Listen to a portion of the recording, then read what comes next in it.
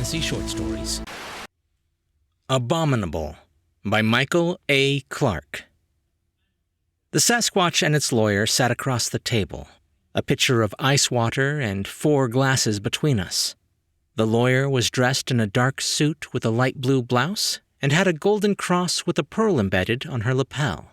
Her raven hair was pulled back, and she tapped on the iPad in her perfectly manicured hands.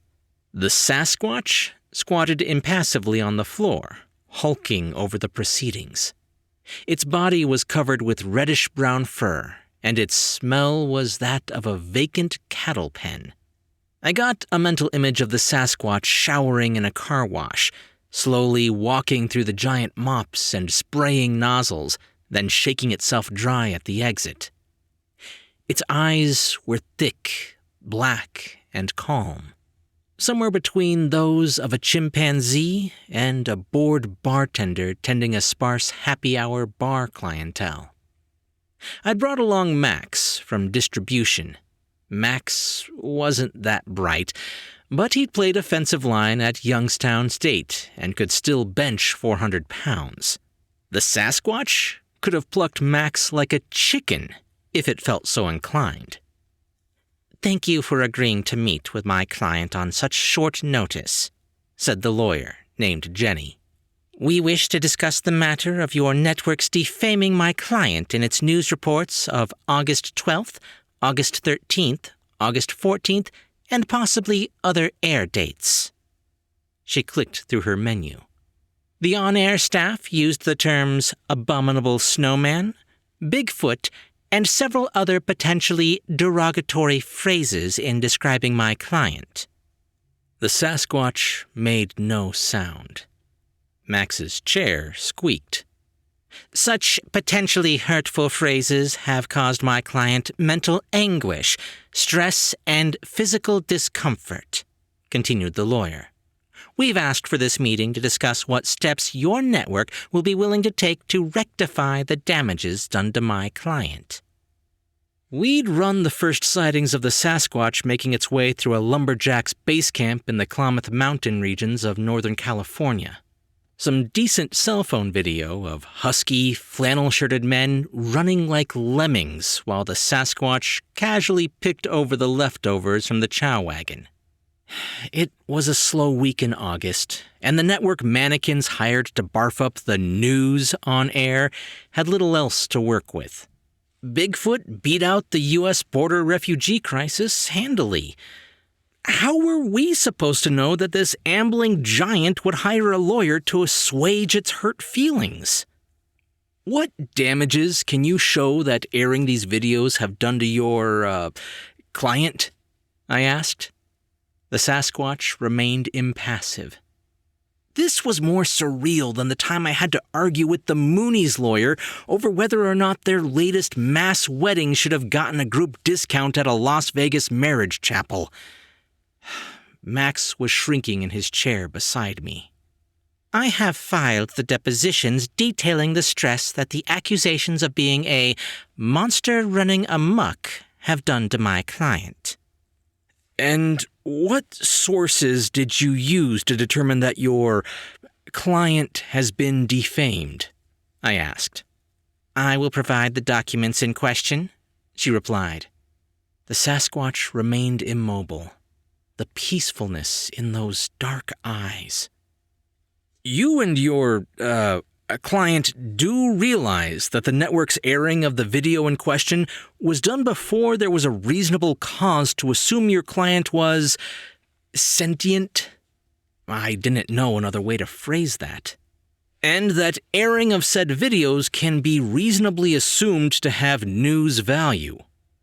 "Does that news value encompass derogatory slurs against a native people of this country?" replied the lawyer.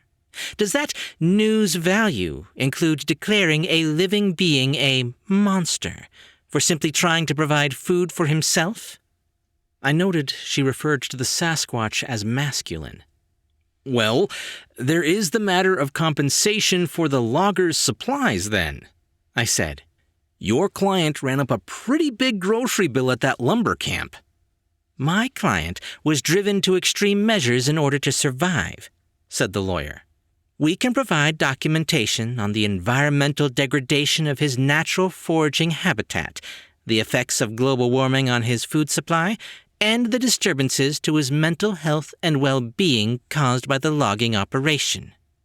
So, are you saying that global warming drove your client to trash a logging camp?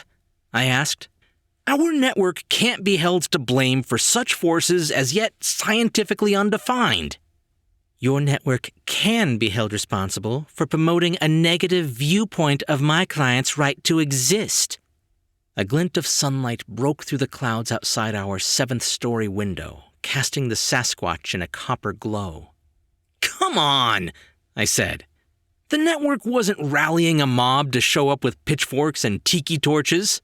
Your network was following its public charter by airing a newsworthy event, I said. You must admit your client makes an unusual presence, and might not the resulting publicity about your client, sparked by the network's coverage, actually be a positive factor? Might we not be able to say that your client has developed a fan base that will help generate a positive awareness of the issue that he may be facing? Max nodded his head in agreement, on cue. He was good at that. That's a stretch, said the lawyer. I can understand that your client may feel excessive media exposure might be detrimental to his chosen lifestyle and privacy, I said. The Sasquatch sat, gargantuan hands neatly folded. He was following our conversation, I could tell. Might there not be a way for us to reach an agreement that would allow for your client to preserve his, rustic lifestyle while satisfying the public's desire to become more familiar with him in his natural environment? The Sasquatch exhaled, ruddy hairs gently moving below his huge nose. For a reasonable fee? My client is not interested in starring on a reality TV show. No. I was thinking and talking fast, a dangerous combination. Max was dead weight beside me, and I briefly wondered if he or the Sasquatch had more brains. My client is tired of being taken advantage of. May we hear your client state that himself? I asked, looking directly at the mountainous being. The calm black eyes reflected back at me, without malice or intent. What was he thinking? If we could offer a guarantee of privacy, coupled with the prospect of financial security, would your client agree to a very limited and professionally monitored schedule of, say, personal appearances? I said. Every American citizen has the right to life, liberty, and the pursuit of happiness. I addressed the behemoth directly. You were born here. My client has lived in the current United States for a very long time. The Sasquatch remained quiet.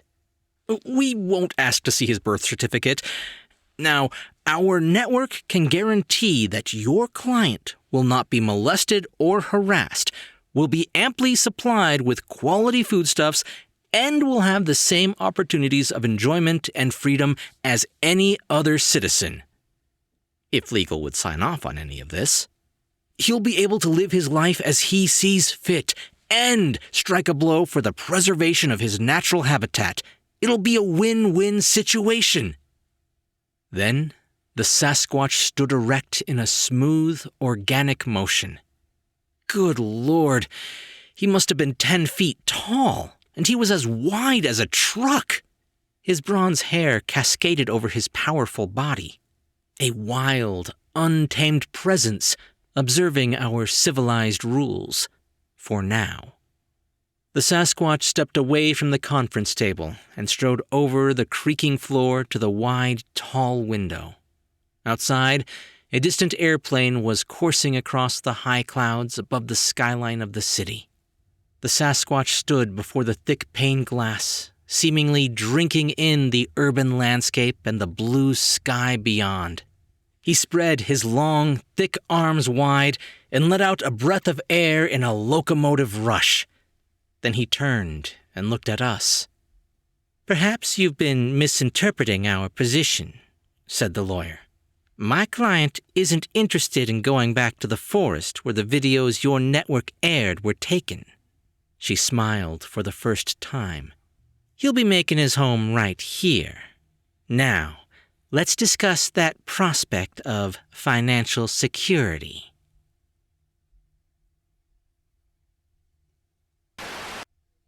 The story Abominable first appeared in the July 16, 2020 edition of Tales from the Moonlit Path.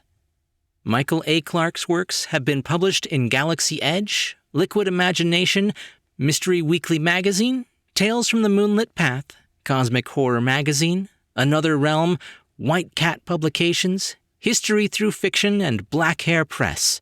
His stories have also appeared in the anthologies Colp and Thuggish Itch, Burning Love and Bleeding Hearts, A.B. Terra, and Beware the Bugs Word Balloon Books.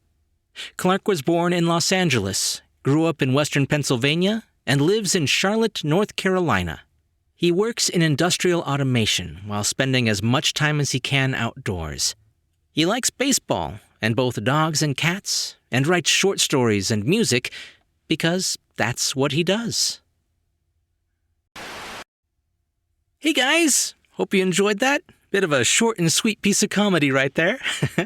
While I personally don't believe in Bigfoot, or Sasquatch I suppose, my wife actually worked with somebody who quit his job and moved to a completely different state to become curator of one of the Bigfoot museums, which I think is just absolutely amazing. Cryptozoology, even though I don't believe in it, is a fascinating field. And I would love it if Bigfoot just decided one day to come join civilization. Anyways, if you enjoyed the story, be sure to leave a thumbs up and a comment if you're on YouTube. Or if you're listening to the podcast, just be sure to subscribe for more brand new short stories. I'm Chris Hare, and that's it for today's Tall Tale TV.